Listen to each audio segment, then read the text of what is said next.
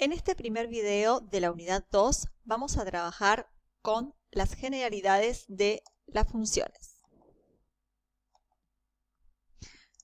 Primero vamos a empezar viendo lo que son las relaciones.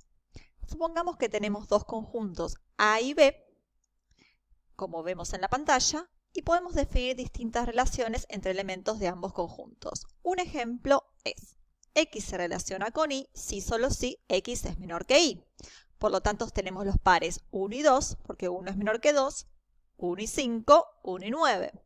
El 4 es menor que 5 y también es menor que 9. El 8 es menor que 9. Otra relación podría ser 2x mayor o igual que y.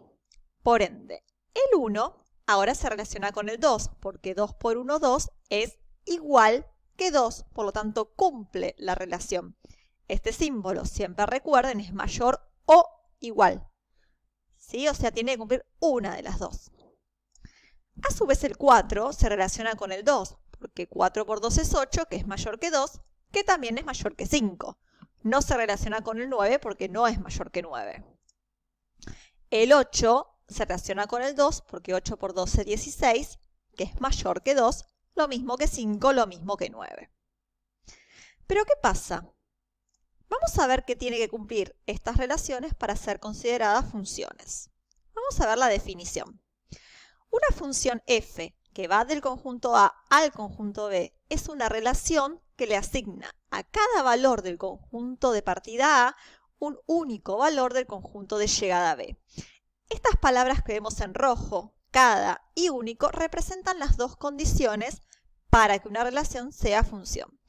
El cada habla de la existencia de una imagen para cada elemento del conjunto de partida.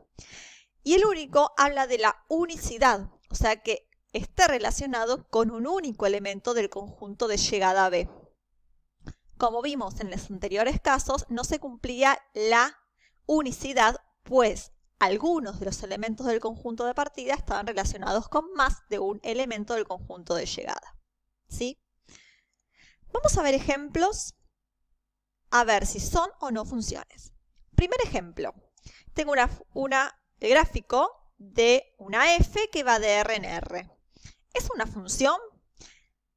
Cada valor del conjunto de partida, ¿sí?, está relacionado con alguien del conjunto de llegada.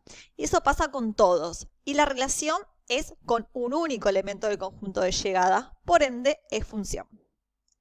Segundo ejemplo, tenemos una f donde el conjunto de partida son los reales menos el menos 3, conjunto de llegada R. Lo que tenemos que ver acá, que para todo elemento de este conjunto haya una relación con un elemento del otro conjunto. Fíjense que cualquiera que miramos acá se relaciona con alguien del otro conjunto, ¿sí? Pero el único problema, ¿dónde lo tenemos? Lo tenemos en menos 3. El tema es que no necesitamos mirar el menos 3 porque no está en el conjunto de partida. Por ende, también es una función. Si en lugar de los reales menos el menos 3 hubiésemos tenido acá solamente los reales, entonces podemos decir que no es una función. Tercer ejemplo. Tenemos este gráfico donde el conjunto de partida es de menos 4 a más infinito. ¿Es una función? Miren que si miramos las imágenes del 0, tenemos este de acá arriba y este de acá abajo. Por ende, el 0 estaría relacionado con dos elementos. No cumple la condición de unicidad, así que no es una función. Bueno, vamos a seguir con algunas definiciones dentro de las funciones. La primera es el dominio de f. ¿Qué es el dominio de una función? Es el conjunto A que nombramos, son todos los x tal que existe un y, donde f de x es igual a y. Nosotros consideramos al dominio como todos los valores que puede tomar la variable independiente, que en general nosotros llamamos x. ¿Cuál es el problema?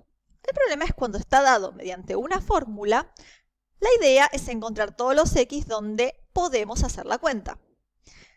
¿Dónde están los inconvenientes?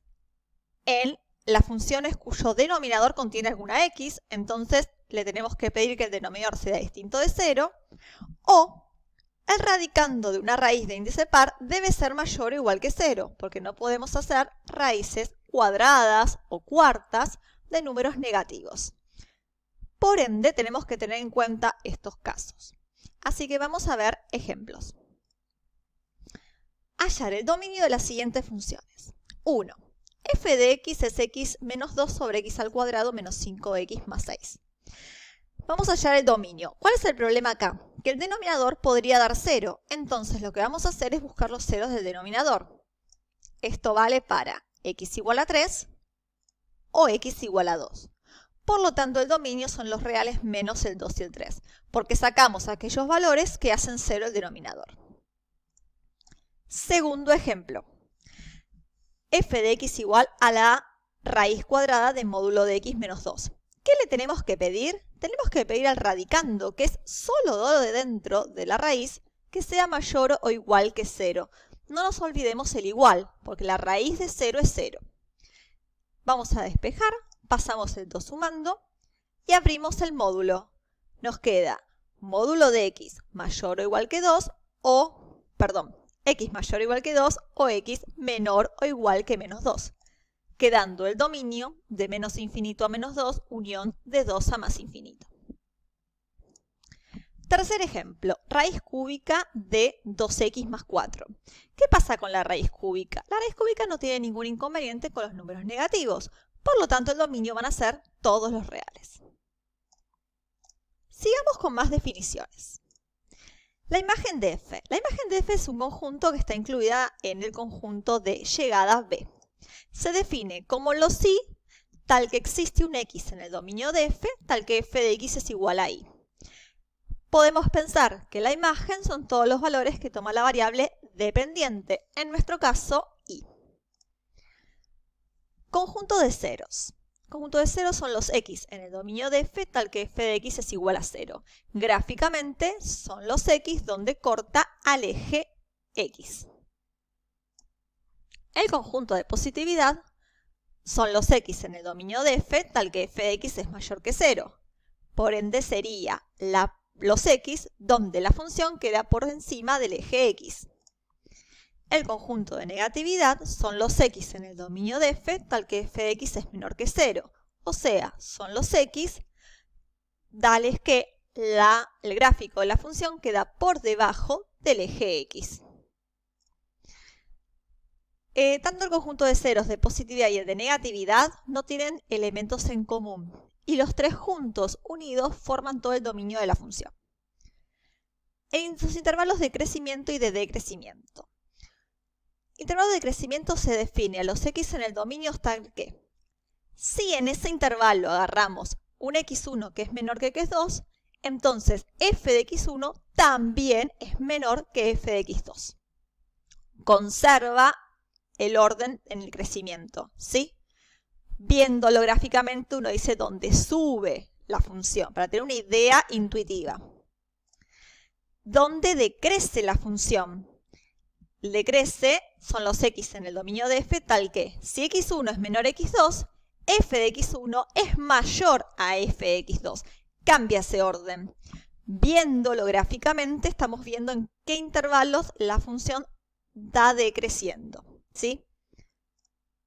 Por eso, para redondear todos estos conceptos, vamos a ver un ejemplo y vamos a estudiar todas las definiciones que vimos recién en un ejemplo.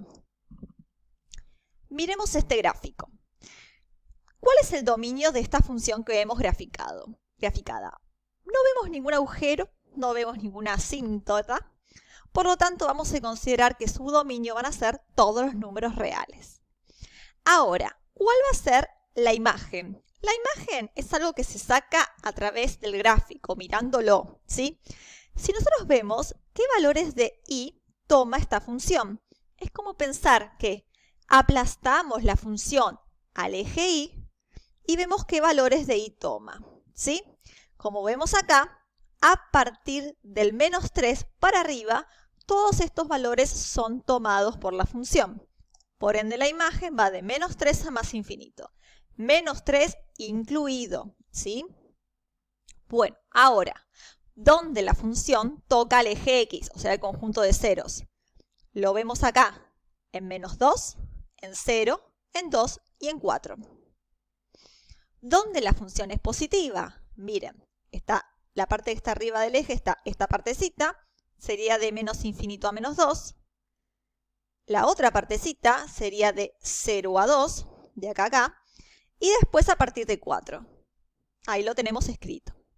¿Dónde es negativa? Es negativa de menos 2 a 0 y de 2 a 4.